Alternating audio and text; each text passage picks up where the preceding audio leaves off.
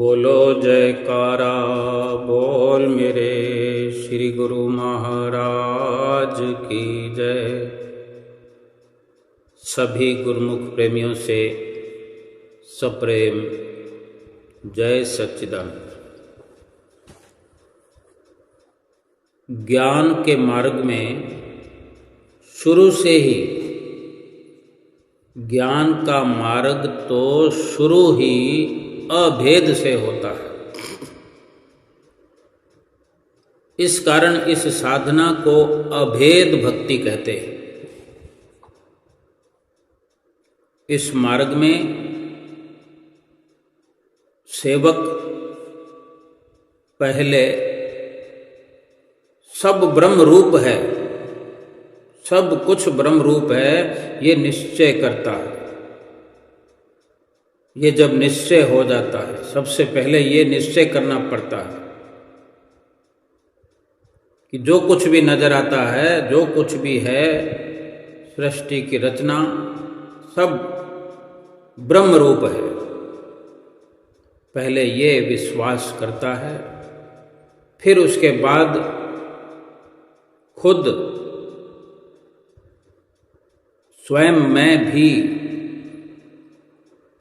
ब्रह्म रूप हूं, ऐसा निश्चय हो जाता है। इसको स्वस्वरूप स्थिति या ब्रह्मनिष्ठा कहते हैं। स्वस्वरूप स्थिति या ब्रह्मनिष्ठा इसी को कहते हैं। श्रुति में अभेद भक्ति का एक दृष्टांत इस प्रकार मिलता है। जागृत, स्वपन, सुषुप्त यादो प्रपंचो यह प्रकाशते तद ब्रह्मामिति ज्ञात्वा सर्वपाशः प्रमुच्यते। कि जागृत, स्वपन और सुषुप्ति, इन तीनों अवस्थाओं में जो प्रपंच का अनुभव होता है वो सभी ब्रह्म रूप है। पहले सेवक को इतना निश्चय करना चाहिए। ये निश्चय परिपक्व होने पर वो अपने आप को ब्रह्म रूप ही देखता है, क्योंकि जहां सब ब्रह्म रूप हो गया, फिर वहां ये जीव स्वयं ब्रह्म से अलग कैसे रह सकता है? जब सब कुछ ब्रह्म रूप है तो हर जीव भी ब्रह्म रूप ही है। इस प्रकार इस अभेद भक्ति का फल भी ब्रह्म की प्राप्ति या मुक्ति या ईश्वर के साथ अभेद, जो भी कहो वही है। अभेद, अद्वैत यानी जीव में और ईश्वर में अभेद, कोई भी प्रकार का भिन्न भेद नहीं है।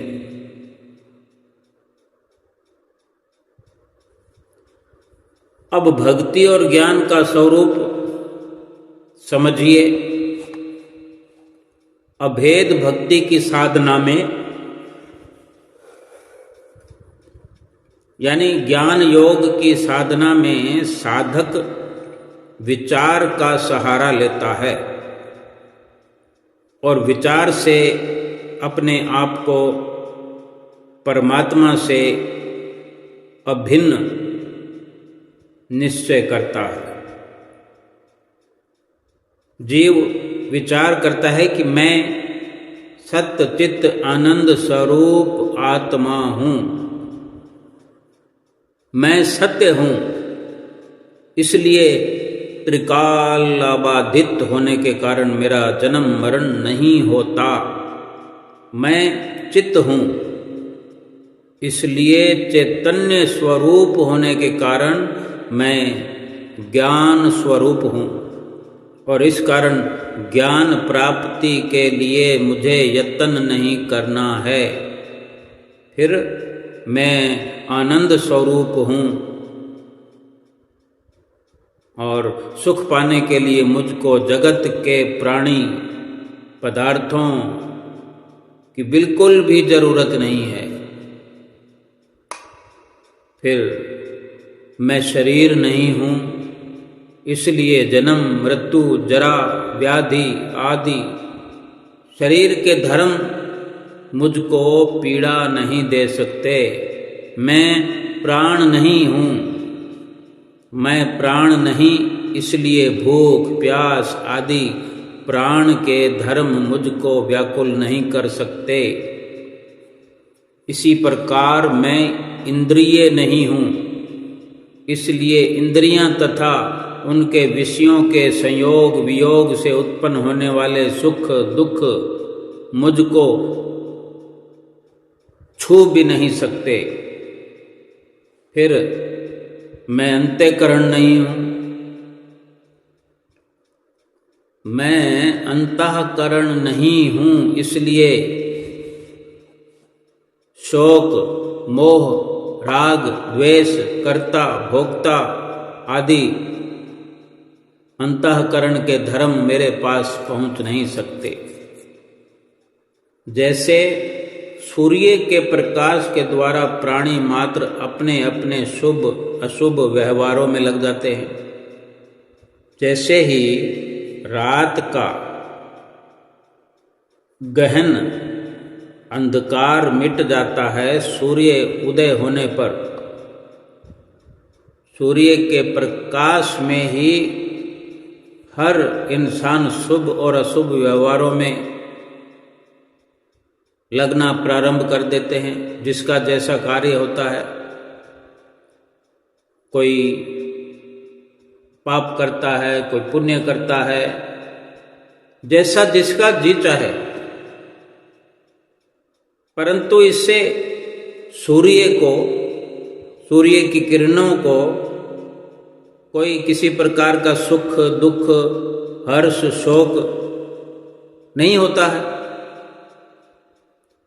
प्रकाश तो एक जरिया मात्र है। जो कोई अपना भला करता है, वो भला चाहे किसी की बुराई करके अपना भला कर रहा हो। देखते हैं कोई चोर चोरी करता है, बेशक एक चोर रात के अंधेरे में चोरी करता है, लूट मार करता है, लेकिन जो दिन का प्रकाश है, इसमें भी तो सभी अपने अपने नजरिए से लूटपाट करते होंगे, ठगी करते होंगे। आज जितने भी सरेआम बाजार के अंदर जेब कटाई हो जाती है, मार पिटाई हो जाती है, लूट मार हो जाती है, देखते ही देखते क्या कुछ हो जाता है। अब सूर्य ने तो अपना प्रकाश अपना उजाला दे रखा है, चाहे कोई पाप करे चाहे पुण्य करे। भलाई करने वाले भलाई करते हैं, कोई किसी की मदद कर रहा है, कोई कहीं पर कुछ डोनेट करके किसी को सुख पहुंचा रहा है, कोई गिरे हुए को उठा रहा है, और कोई अपने इस जीवन का लाभ उठा रहा है, भजन भक्ति कर रहा है, कीर्तन में लगा हुआ है, सुमरन में लगा हुआ है। इस प्रकार से कोई कुछ भी करता है, कर रहा है, सूर्य को इस बात से कोई फर्क नहीं पड़ता कि अगर इस सूर्य के प्रकाश में कोई किसी को दुख देता है तो सूर्य को तो दुख नहीं मिलता। अगर किसी की भलाई करता है तो इसमें सूर्य की तो भलाई नहीं होती। उसने अपना काम करना है कि संसार में उजाला करना है, इसी प्रकार मेरे चैतन्य के प्रकाश के द्वारा कि मैं जो अपने आप को ब्रह्म रूप जान लेता हूँ, अपने आप को हम आनंद स्वरूप मान लेते हैं, चैतन्य स्वरूप, ज्ञान स्वरूप हूँ, ऐसा समझ लेते हैं कि चैतन्य के प्रकाश के द्वारा मैं जो चैतन्य स्वरूप हूँ, मेरे चैतन्य के प्रकाश के द्वारा शरीर, इंद्रियां, प्राण तथा अंतःकरण अपने अपने शुभ अशुभ व्यवहार में लग जाते हैं, लगे हुए हैं। वो एक सांसारिक स्तर की समझने की बात है। ये एक सत्य स्वरूप चैतन्य का जो प्रकाश हमारी देह पर, हमारे शरीर पर, इंद्रियों पर, प्राणों पर, अंतःकरण पर पड़ता है। हमारी इंद्रियां अपना काम कर रही है, शरीर अपना काम कर रहा है, हाथ पांव से हम जैसा भी हम करते हों, हमारे अंतःकरण में हम कुछ इकट्ठा कर रहे हैं, अंतःकरण में कुछ चल रहा है। तो ये शुभ और अशुभ व्यवहार में लगे रहते हैं, परंतु किसी भी प्रकार के व्यवहारों से प्राप्त होने वाले उनके जो सुख दुख मुझ चैतन्य में कोई भी विकार उत्पन्न नहीं कर सकते, कुछ भी दुख नहीं दे सकते। इस प्रकार लंबे समय तक शांत चित्त से भाव और प्रेम से विचार करते करते करते ये जीव, ये साधक कृत्य हो जाता है। ऐसी साधना कि मैं शरीर नहीं हूं, लेकिन जो शरीर कार्य करता है उसका असर भी मुझ पर, मुझ चैतन्य रूप पर नहीं होना चाहिए। भेद भक्ति की साधना में अर्थात भक्ति योग की साधना में जीव इस प्रकार विचार करता है, इस जगत में जो जो रूप दिखते हैं वे सब भगवान स्वयं ही धारण कर रहे हैं, अर्थात एक ही भगवान अनंत रूपों में प्रकट हो रहे हैं। जो जो शब्द सुनने में आते हैं वे सभी भगवान के नाम हैं, और जो कुछ अनुकूल या प्रतिकूल अथवा शुभ अशुभ व्यवहार होता दिखता है वो सब भगवान की ही, परमात्मा की ही लीला है। जैसे जैसे भगवान के प्रति अनुराग बढ़ता जाता है वैसे वैसे सर्व सम्मान प्रोषि ततोषि सर्वः ऐसा अनुभव होता जाता है। इस प्रकार साधना करते करते सेवक जीव भक्त कृत्य हो जाता है और भगवान के साथ अपना अभेद अनुभव करता है।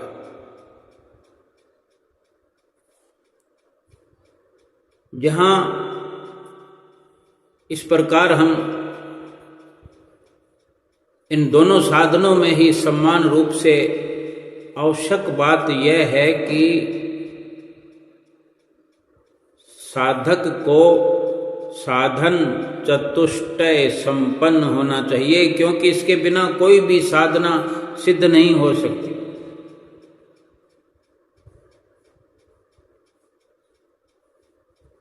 हर पल ये विश्वास बना रहे कि हम जो भक्ति करते हैं वास्तव में ऐसी साधना को कि जो भगवान हैं वही मैं हूँ, कुछ भी मेहनत करने से पहले, परिश्रम करने से पहले ये अपने आप में एक विश्वास हो जाए, ये साधना भीतर ही भीतर हम पक्की करें, इस साधना को ही अभेद भक्ति कहते हैं। इस जो ये सच्चा ज्ञान है, इस ज्ञान में, ज्ञान मार्ग में शुरुआत ही अभेद से हुआ करती है। अपने आप को शरीर करके जानने की जरूरत नहीं है। अपने आप को शरीर रूप से मिटा दिया जाए, शरीर का भाव न रहे, तभी अभेद अपने आप को भगवान के प्रति किया जा सकता है कि उसमें और मुझ में कोई भेद नहीं है। और ऐसा पहल जब एक जिज्ञासु, एक साधक यही निश्चित करता है कि सब ब्रह्म रूप है और मैं स्वयं भी ब्रह्म रूप हूं, तभी ये आसान हो जाता है हमारे लिए।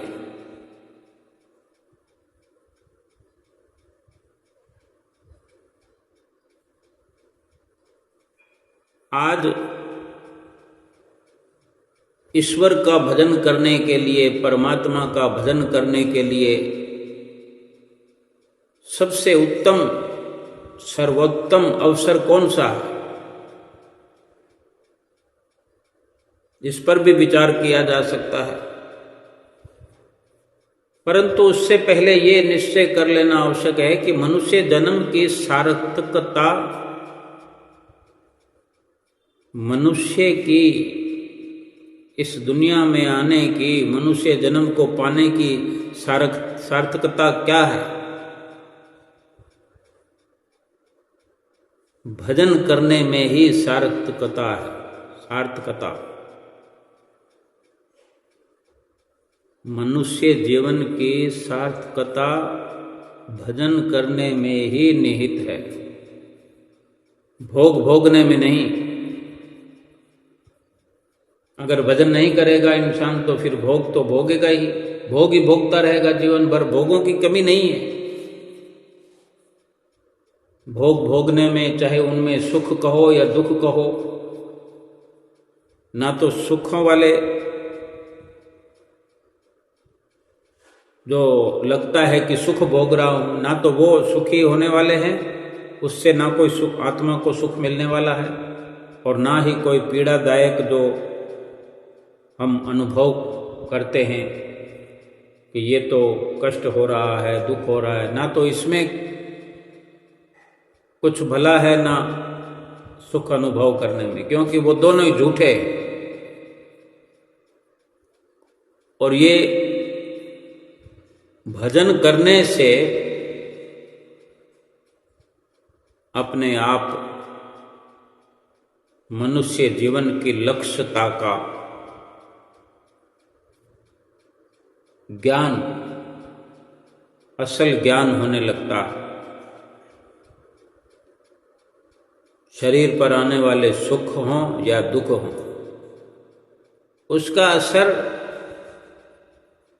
हमारे अपने आप पर, जो हमारा चैतन्य स्वरूप है, उस पर असर नहीं होना चाहिए। जब ऐसा हम निश्चित करते हैं, ऐसा अनुभव कर लेते हैं, तो एक प्रकार से हमें ये जानकारी भीतर ही भीतर होने लगती है, हो जाती है कि परमात्मा और मुझ में कोई भिन्न भेद नहीं है। मनुष्य शरीर देव दुर्लभ है और ऐसा शरीर मिलने पर जो मनुष्य इसका उपयोग विषय सेवन में करता है, विषय विकारों में करता है, इंद्रियों की उदर पूर्ति में करता है, संसार के आडंबरों में लग करके ये अनमोल श्वास खर्च करता है, वो हाथ में आए हुए अमृत को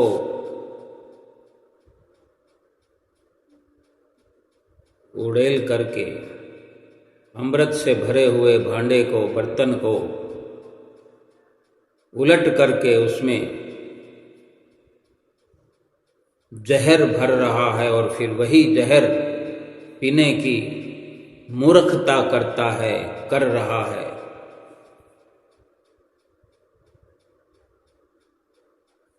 या महापुण्य के प्रताप से प्राप्त हुई चिंतामणि को देकर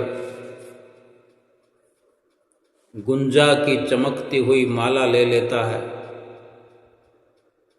भक्त कवि नरसिंह मेहता हुए हैं, वे कहते हैं, कहे नर संयोग के तत्व दर्शन, बिना रतन चिंतामणि जन्म कोयो। विषय भोग तो सारे शरीर में अपने आप ही प्राप्त होता है, तथा इंद्रियों और उनके विषयों के संयोग से होने वाला सुख भी सभी योनियों में समान ही होता है।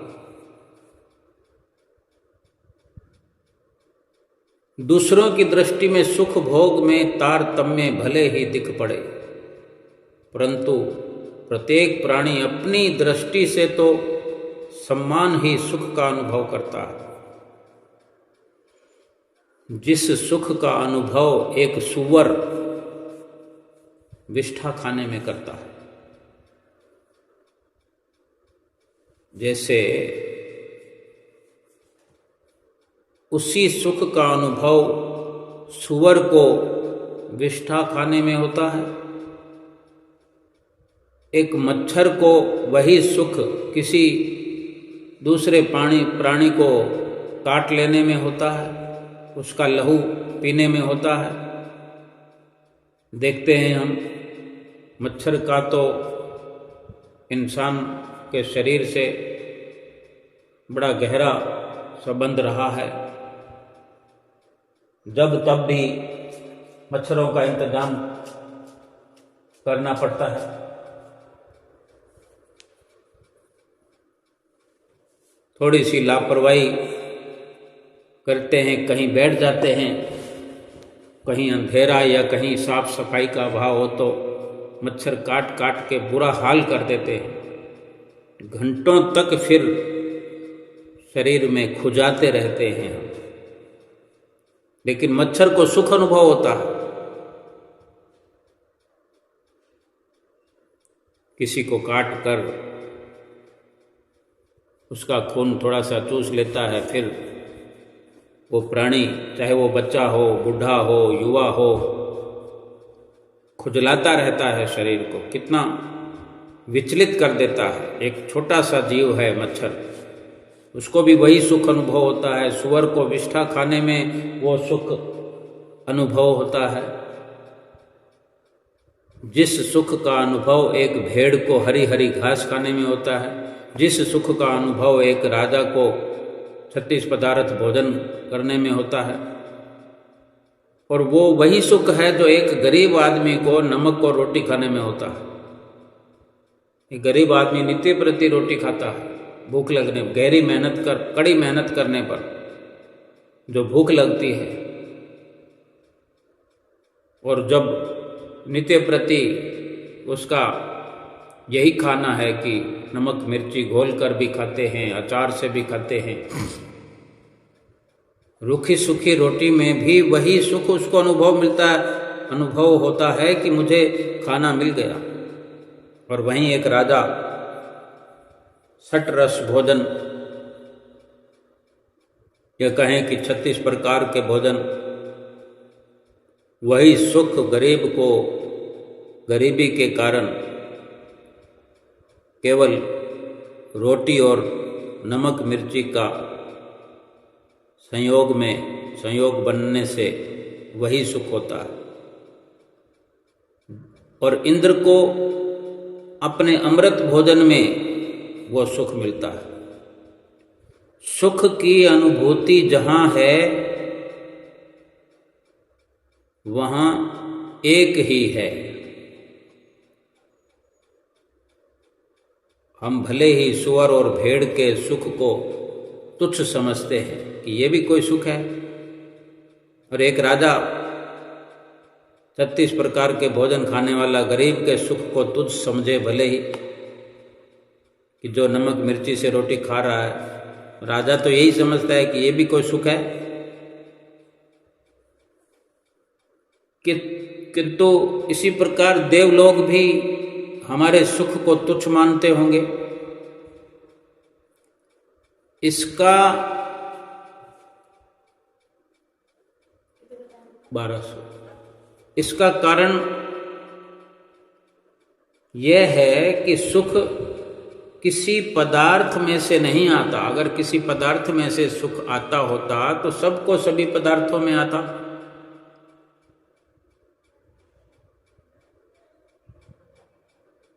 भोग पदार्थ मिलने पर चित्त शांत हो जाता है, और शांत चित्त में आत्मा का प्रतिबिंब पड़ने पर सुख का अनुभव होता है, क्योंकि आत्मा तो सुख स्वरूप है। एक ही व्यापक आत्मा प्राणी मात्र में भोक्ता रूप में स्थित है। इसलिए सुख का अनुभव भी एक ही प्रकार का होना चाहिए। इस बात को पंचदशी में श्री विद्यारण्य मुनि ने इस प्रकार समझाया है। यत् सुखाय भवेत तदत् ब्रह्मेव प्रतिबिंबनात् वृत्तिस्वंत मुखास्वस्य निर्विघ्नं प्रतिबिंबनम। मतलब कि इच्छित पदार्थ की प्राप्ति से सुख का अनुभव होता है। इसका कारण यह है कि पदार्थ के मिलने से चित्त वृत्ति के अंतर्मुख होने पर आत्मा का प्रतिबिंब चित्त पर ठीक ठीक पड़ता है और उससे आत्म सुख का अनुभव होता है। परंतु ये जीव मोहवश होकर समझता है कि वो सुख पदार्थ से मिल रहा है।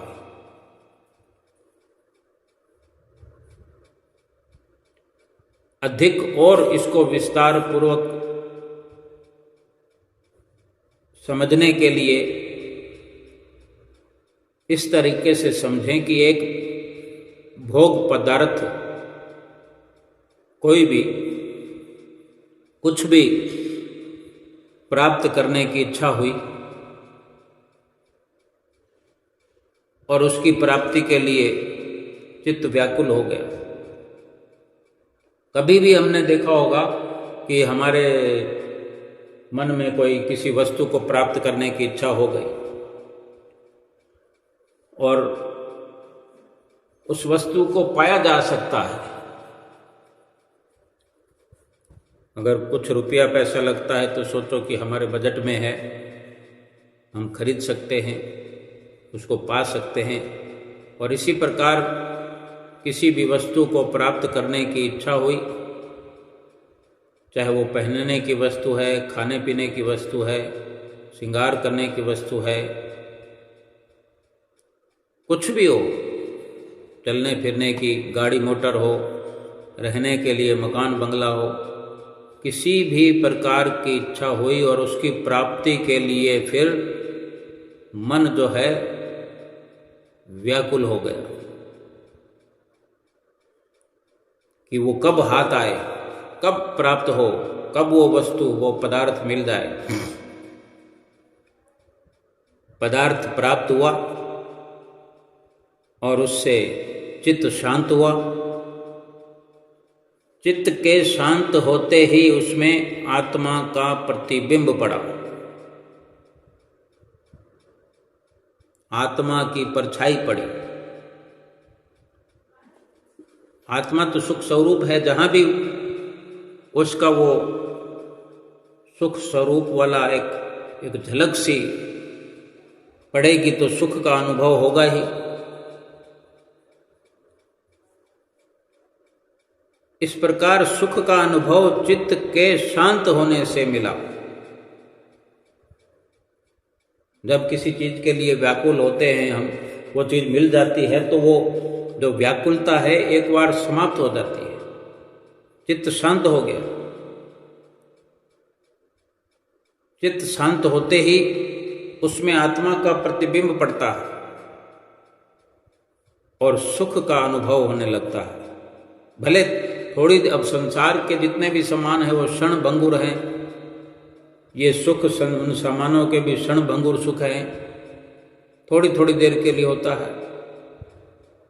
अब हमारी जो मांग है या संसार के सामानों को प्राप्त करने के लिए व्याकुलता, फिर उनके प्राप्त होने में चित्त का शांत होना, ये थोड़ी थोड़ी देर में लगा रहता है। एक वस्तु मिली, चित्त शांत हुआ, सुख का अनुभव हुआ, फिर चित्त जो है फिर किसी और वस्तु की मांग करता है तो वो सुख तो गया, बस इतना ही था। जब जब चित्त को अशांत करते हैं, किसी वस्तु की भी सामान की मांग करते हैं, ख्वाहिश करते हैं, चित्त व्याकुल हो जाता है। वो सामान मिल गया तो चित्त शांत हो जाता है, सुख का अनुभव होता है। लेकिन कितनी देर? यानी उन सामानों में सुख होता, किसी भी सामान में, तो फिर वो सुख वापस थोड़ी जाता। सुख तो हमारे अपने में है। चित्त के शांत होते ही उसमें आत्मा का प्रतिबिंब पड़ा और उससे सुख का अनुभव हुआ। सुख का अनुभव चित्त के शांत होने से मिला, परंतु हम मनुष्य जीव अज्ञान के कारण पदार्थों से सुख मिलता है, ये मानकर सारा जीवन पदार्थों की प्राप्ति में ही खर्च करता रहता है, सारा जीवन मिटाता रहता है और सुख तो मिलता ही नहीं। सुख मिला, सुख मिला, मिला तो फिर कहाँ है? एक क्षण के लिए हम सोचते हैं कि सुखी हो गए। चित्त शांत हो करके जब आत्म स्वरूप में होता है, जब चित्त जब अंतर्मुखी होता है, जब शांत होता है तो अंदर कहीं आत्मा से जुड़ाव होता है और आत्मा तो स्वयं सुख स्वरूप है, वही परछाई उस पर पड़ती है और सुख का अनुभव कराती है। लेकिन यही चित्त जब फिर बाहर की ओर भागता है, भटकता है, फिर वो सुख कहाँ गया? सामान तो हमारे घर में रखा हुआ, जिस वस्तु के लिए, जिस सामान के लिए हम व्याकुल रहे, तड़फते रहे, दुखी रहे, वो वस्तु तो मिल गई और माना भी सही कि सुख हो गया, चित्त शांत हुआ भी सही, लेकिन फिर उसी वस्तु के रहते फिर दुख क्यों हुआ? इसी का बड़ा कारण है कि उन वस्तुओं में सुख है नहीं। लेकिन हम जीवन भर अज्ञान के कारण कि इन पदार्थों में सुख मिलता है, इस पदार्थों से सुख मिलेगा, ऐसा सोचकर इसी होड़ में रात और दिन करके जीवन भर इन्हीं को पाने के लिए अपने चित्त को संसार में, संसार के सामानों में भटकाते रहते हैं। अब इससे तो यही सिद्ध होता है कि मनुष्य शरीर की सार्थकता विषयों के सेवन में नहीं, इन भोगों में नहीं, बल्कि अपने विवेक से विषयों का त्याग करके, परमात्मा का भजन करके उनको प्राप्त कर लेने में है। परमात्मा का भजन करके परमात्मा को पा लेने में। आत्मा सुख स्वरूप है। जैसे आत्मा सुख स्वरूप है तो ये परमात्मा की अंश है। जीव अपने ज्ञान से, विवेक से इन विषयों का संपूर्णतया त्याग करे। जो चित्त को अपने भटकाता रहता है, तभी तो चित्त वृत्तियों को अंतर्मुखी करने के लिए हमें महापुरुष रात और दिन चिताते हैं। इतनी दौड़ धूप महापुरुषों ने हमारे लिए यूं ही नहीं किए कि किसी भी प्रकार, किसी भी तरह से अपनी चित्तवृत्तियों को हम संसार से समेट सकें, संसार के सामानों से समेट सकें।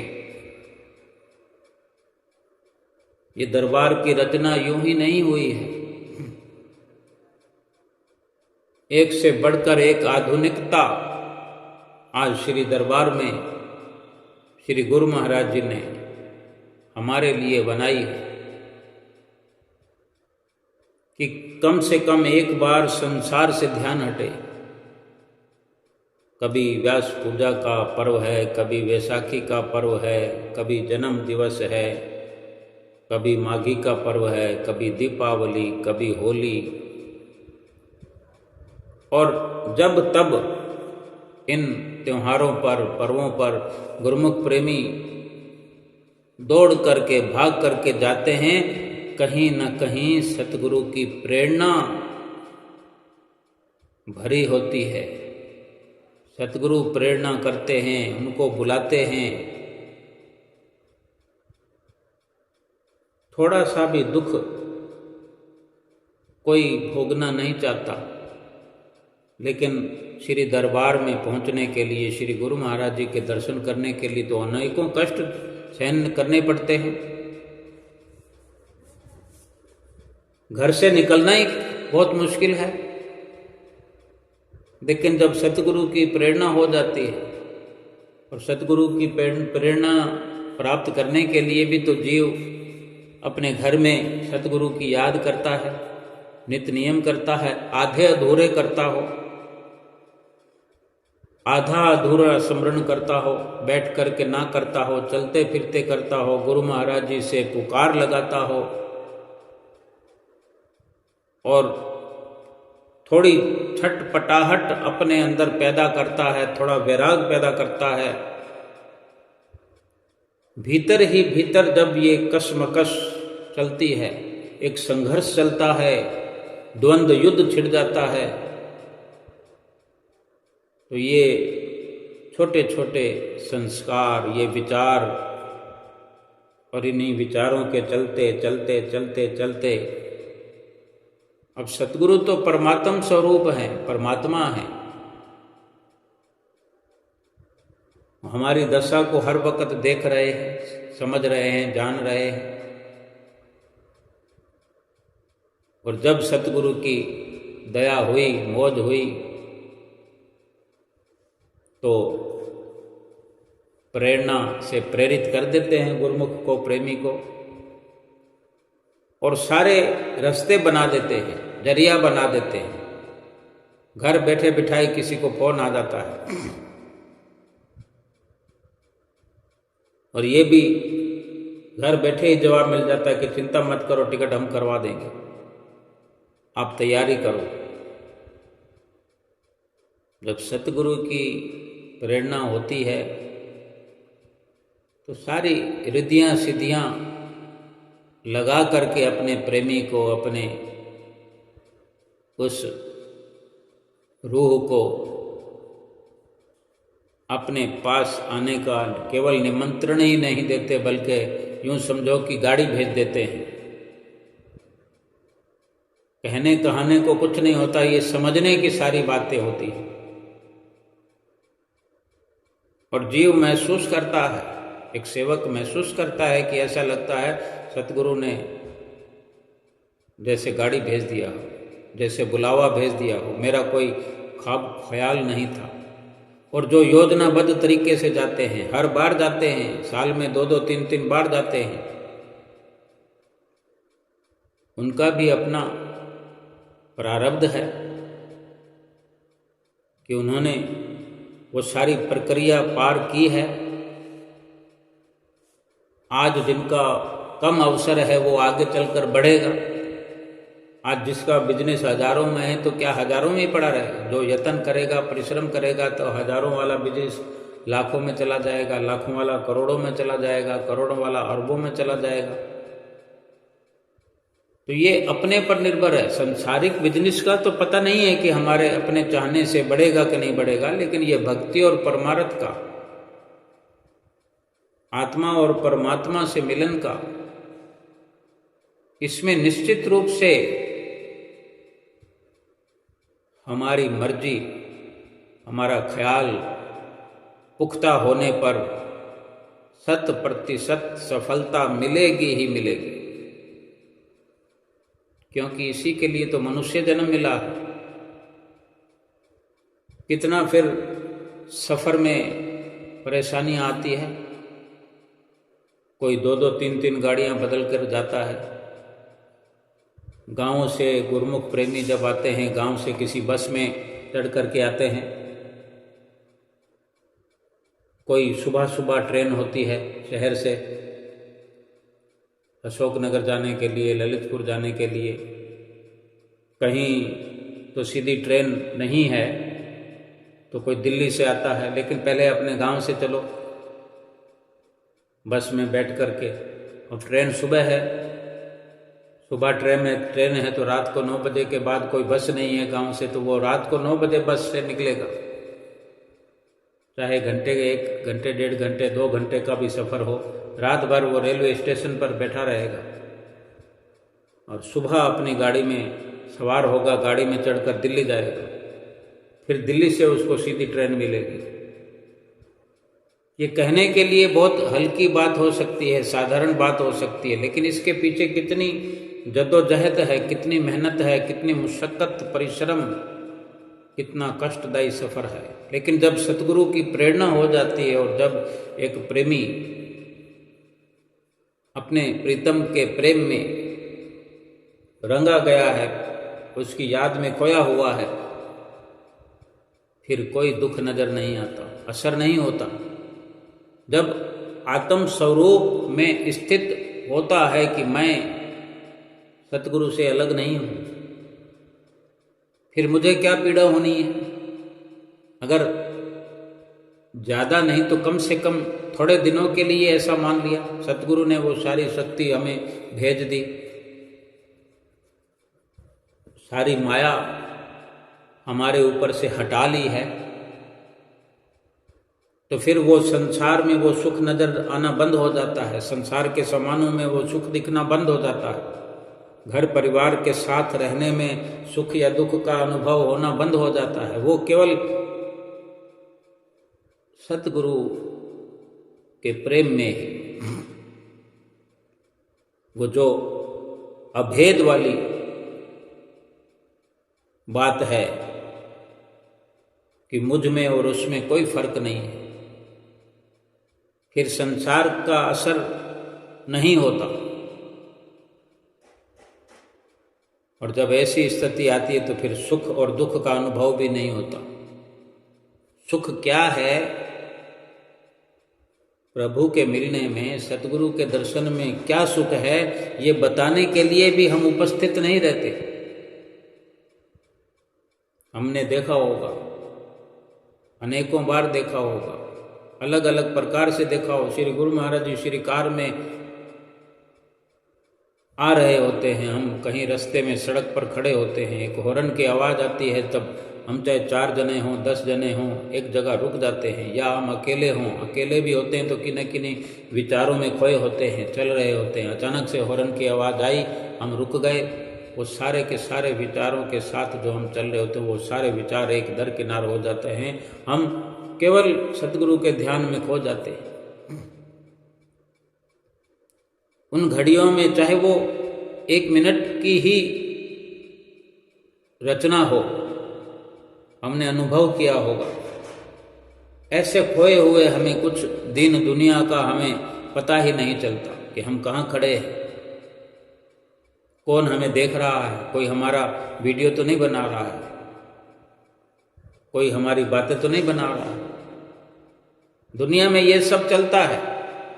जब प्रभु के ध्यान में न खोए हैं, जब भक्ति के विचारों में जब न खोए हों, तो यही सब चलता है। वो क्या कर रहा है, वो मुझे देख रहा है, मैं ऐसे कपड़े पहन के जाऊंगा, ऐसे कपड़े पहन के जाऊंगी तो वो देखेंगे। कुटिया पर भी जाना हो तो हम इसी विचार को लेकर चलते हैं, ये कपड़े पहने, वो कपड़े पहने, ऐसा दिखना चाहिए, ऐसा होना चाहिए, वो ऐसे कपड़े पहन के आएंगे। लेकिन ऐसा कुछ नहीं होता। ये हम जब जब भी भेद बना लेते हैं तब तब ऐसा प्रतीत होता है। जब अभेद हो जाते हैं, जब जब अभेद हो जाता है, फिर संसार की किसी भी प्रकार की कोई प्रतिक्रिया हम पर असर नहीं करती, ना सुख ना दुख। और ये सब तभी मुमकिन है कि जीवन की जो सार्थकता भजन करने में है, सुमरन करने में है, भजन करने का जो नियम है वो हर वक्त याद रहना चाहिए।